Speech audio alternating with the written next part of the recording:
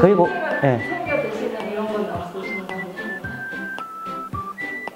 주면 먹고 없으면 안 먹어요. 버리긴 아깝잖아요. 안녕하십니까. 저는 부산대학교 병원 순항리내과에 근무하는 최정천입니다. 오늘은 건강기능식품에 대해서 약간의 정보를 드리고자 이렇게 자리를 마련하게 되었습니다. 외래에서 진료를 보면 환자분들이 많이 하시는 질문 중에 하나가 건강기능식품을 먹는 것이 도움이 되는가요입니다. 그만큼 건강기능식품에 대해서 관심이 많으실 겁니다. 먼저 건강기능식품이 무엇인지 살펴보겠습니다. 건강기능식품이란 질병의 직접적인 치료나 예방을 목적으로 하는 의약품과는 달리 인체의 정상적인 기능을 유지하거나 생리기능 활성화를 통하여 건강을 유지하고 개선하는 식품을 말합니다. 식약처에서 인정해 판매되고 있는 건강기능식품은 대략 300여 종으로 기능성 정도에 따라 질병 발생 위험 감소 기능, 생리활성 기능 1등급, 2등급, 3등급으로 분류합니다.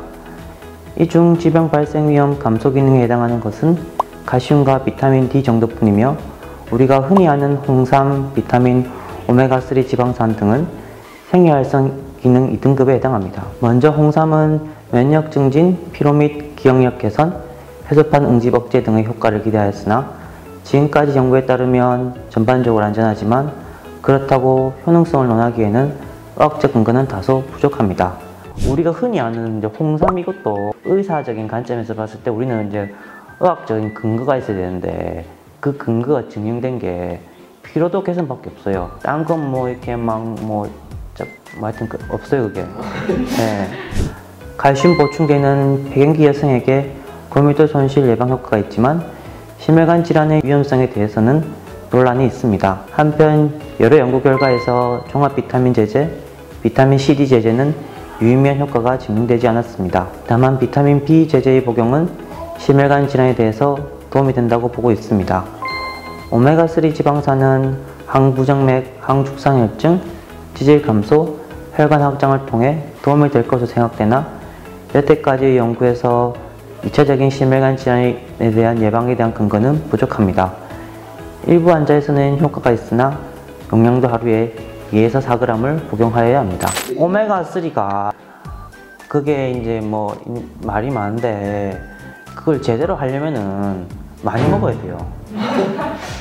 2g, 4g 먹어야 되거든요. 아까 여기 말씀해 놓은 것처럼 2g, 우리 보통 시중에 파는 게 그게 한 알에 뭐 1g 이렇고 그게 또 한 알에 1g이 이렇게 딱 1g 그리 안 들어있어요. 순도가 그리 안 높거든요. 순도가 높지가 않아요.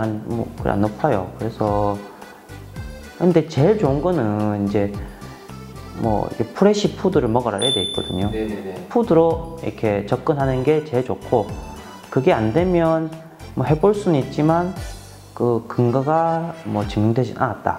크릴 오일은 최근에 주목받고 있는데 LDL 콜레스테롤과 중성지방 감소, 항산화, 항염증 효과가 있을 것으로 생각됩니다. 더불어 코엔자임 Q10의 경우에는 세포대사의 기본적인 천연물질로 일부 환자분에서 효과가 있을 것으로 여겨집니다. 그러나 이들이 임상적 결과로 이어지는지는 좀 더 연구가 필요하며 더군다나 아직 건강기능식품에조차도 속해 있지 않습니다. 가장 확실하게 심혈관 질환의 위험성을 낮추는 영양분 섭취 방법은 과일, 채소, 야채, 생선 등의 신선한 일반 식품을 통한 방법입니다. 이것이 가장 안전하면서 필수적인 성분을 충분히 공급할 수 있는 방법입니다. 앞서 살펴본 것처럼 건강기능식품은 생각보다는 다소 효능성이 증명되지 않았습니다.